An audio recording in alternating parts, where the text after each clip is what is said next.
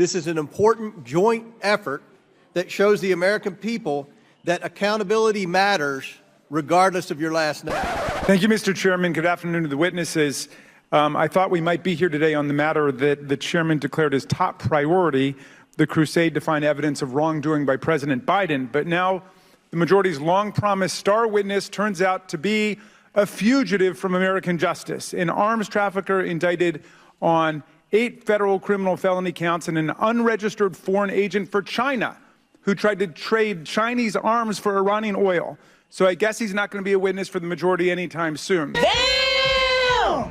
Well, after the failed SARS reports, bank records, Form 1023, we can conclude that this Inspector Clouseau-style quest for something that doesn't exist has turned our committee into a theater of the absurd, an exercise in futility and embarrassment. Gas stoves and dick pics of Hunter Biden. That's where your taxpayer dollars are going. Chairman, Of Hunter Biden Chairman, making over sex time, tape, excuse me, this is my time, unbecoming of making pornography. Should we be displaying this, Mr. Chairman? And that's where the Republican Party's focus has been not just the past 2 days, but since they took control of the House. When are you coming to take my gas stove away? And yet we are doing this all over again for the Hunter Biden show to someone who has pleaded guilty and has taken responsibility for not filing taxes for 2 years. This is ludicrous. Beam me up, Scotty. There's no intelligent life down here. None. 3 hearings on gas stoves, and how many on gun control, say? Calling it a circus would be an insult to circuses. But thankfully, there were some Democrats who were able to somehow articulate their thoughts on such an absurd waste of time. But today's hearing is like most of the majority's investigations and hearings.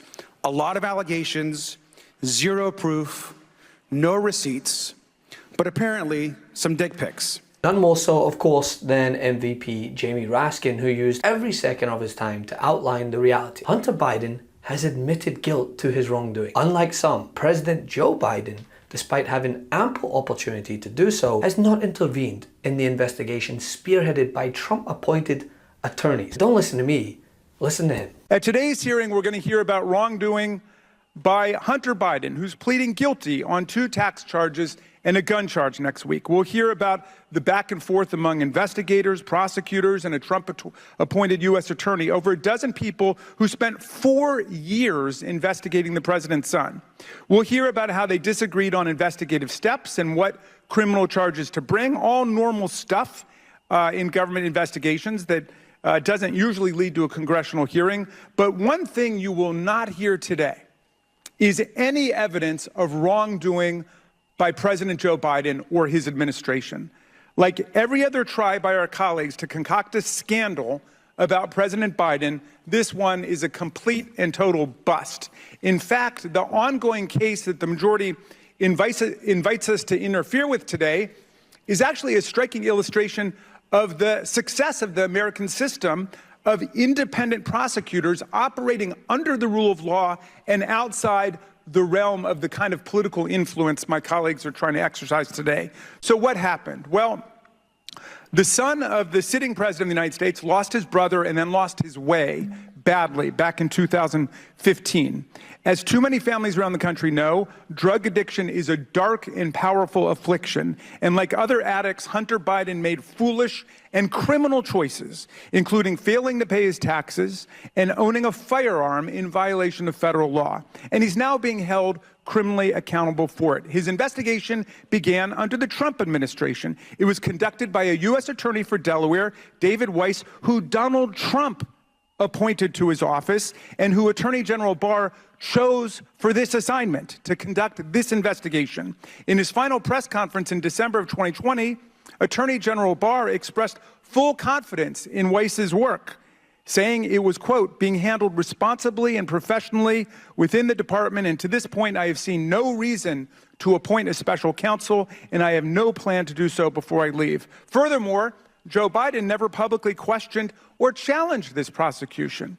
When it began, he did not decry it as a witch hunt by Donald Trump. He placed his trust in the fairness of the American justice system. When he became president, not only did he not use his power to halt the investigation, he kept in place Trump's handpicked U.S. attorney, Mr. Weiss, overseeing it. even though incoming presidents usually replace U.S. attorneys with their own appointees. And his Attorney General, Merrick Garland, made sure that Mr. Weiss, appointed by Donald Trump, had full authority and resources to pursue this probe and charge it however and whenever he saw fit in any district in the country.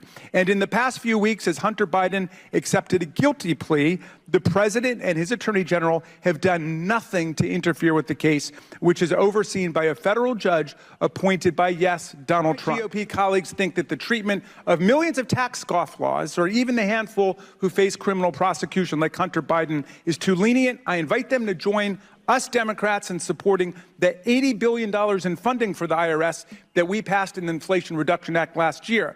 This money will enable the IRS to make long overdue improvements in customer service, but will also enable the agency to restore lost capabilities in enforcement to identify and prosecute tax cheats. But the very first thing House Republicans did this Congress was vote to rescind that funding while disparaging these future IRS employees who will do the same kind of work today's witnesses do. Senator Cruz called them Biden's shadow army. Senator Grassley said they will be going around ready to shoot some small business person in Iowa. Today, we get to witness MAGA Republicans take the side of IRS agents from the deep state against a Trump-appointed U.S. attorney and a rich guy exercising his Second Amendment rights, but now facing criminal gun charges and tax charges that they would call in any other circumstance purely technical. Meanwhile, Republicans, unable to comprehend the irony in their own grand showcase of nihilism as they dare discuss Hunter Biden and nepotism in the same sentence without any mention of the Trump administration and the billions that were made under that rotten apple tree. I would also like to say that when evidence and proof of a crime is presented, no prosecution should be denied, no matter who the person is.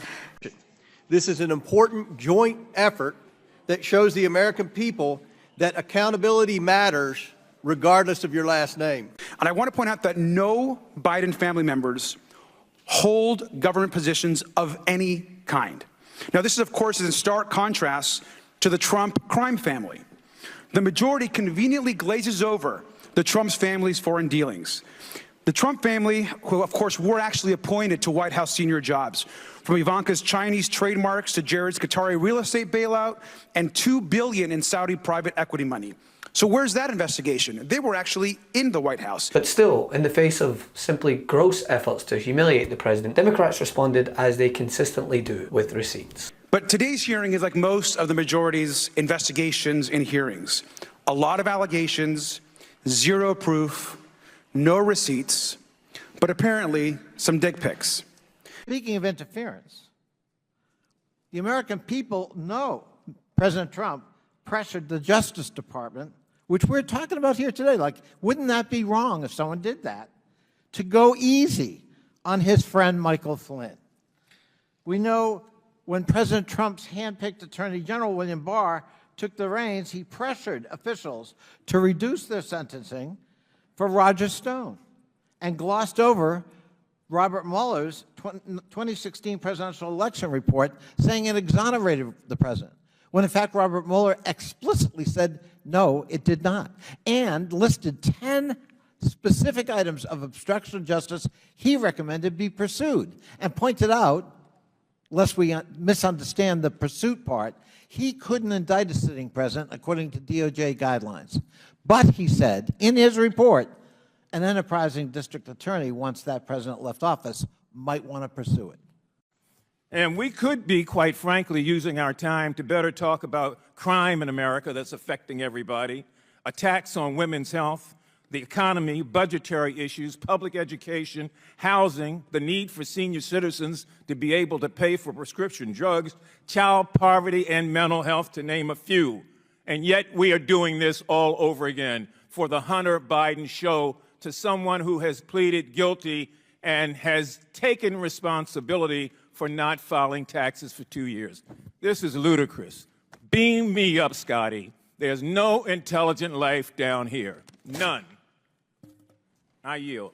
Hey Meidas Mighty, love this report? Continue the conversation by following us on Instagram @MeidasTouch to keep up with the most important news of the day. What are you waiting for? Follow us now.